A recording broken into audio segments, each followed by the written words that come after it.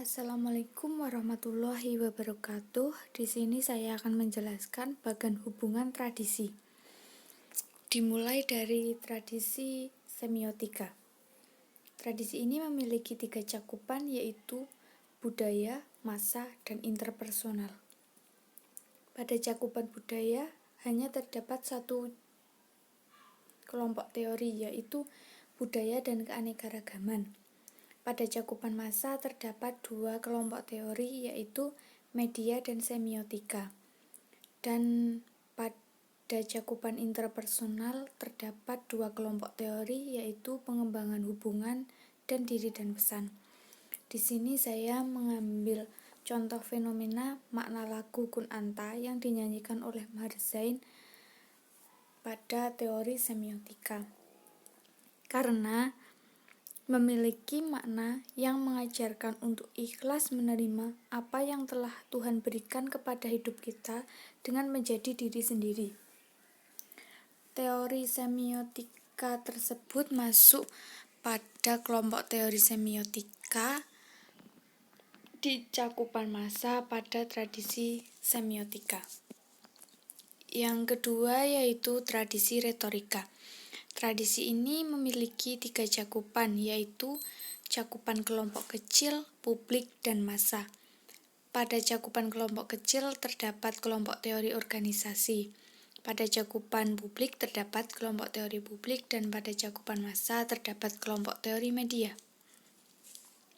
Di sini saya mengambil contoh fenomena meeting antara 2 perusahaan untuk melakukan kerjasama pada teori retorika. Karena meeting tersebut bersifat mengajak. Teori retorika tersebut masuk ke dalam kelompok teori publik pada cakupan publik di tradisi retorika. Yang ketiga yaitu tradisi fenomenologis. Tradisi ini hanya memiliki 1 cakupan, dan pada cakupan tersebut terdapat 2 kelompok teori, yaitu pengembangan hubungan dan diri dan pesan. Di sini saya mengambil contoh fenomena PDKT dengan seseorang yang terlihat pendiam, tapi ternyata memiliki pemikiran mesum pada teori disonansi kognitif, karena menyangkut tentang perasaan ketidaknyamanan akibat pemikiran seseorang. Teori disonansi kognitif tersebut masuk pada kelompok teori diri dan pesan di cakupan interpersonal pada tradisi fenomenologis. Yang keempat yaitu tradisi sibernetika. Tradisi ini memiliki 2 cakupan, yaitu publik dan massa. Pada cakupan publik terdapat 1 kelompok teori, yaitu teori publik. Pada cakupan massa terdapat kelompok teori media. Di sini saya mengambil contoh fenomena sinetron azab perampas tanah wakaf pada teori dramatisme. Karena banyak orang melakukan interaksi untuk memusatkan perhatian pada tokoh utamanya. Teori dramatisme tersebut masuk ke dalam kelompok teori publik pada cakupan publik di tradisi sibernetika. Yang kelima yaitu tradisi sosiopsikologi. Tradisi ini memiliki 3 cakupan, yaitu interpersonal, massa, dan publik. Pada cakupan interpersonal terdapat 2 kelompok teori, yaitu pengembangan hubungan dan diri dan pesan. Pada cakupan massa terdapat kelompok teori media, dan pada cakupan publik terdapat kelompok teori publik. Di sini saya mengambil contoh fenomena membantu membangun atau memperbaiki masjid pada teori pertukaran sosial, karena fenomena tersebut menurut saya bersifat membantu.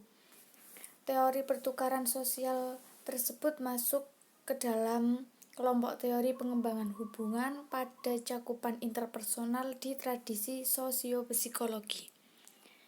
Yang keenam yaitu tradisi sosiokultural. Tradisi ini memiliki 3 cakupan, yaitu budaya, massa, dan publik. Pada cakupan budaya terdapat kelompok teori budaya dan keanekaragaman.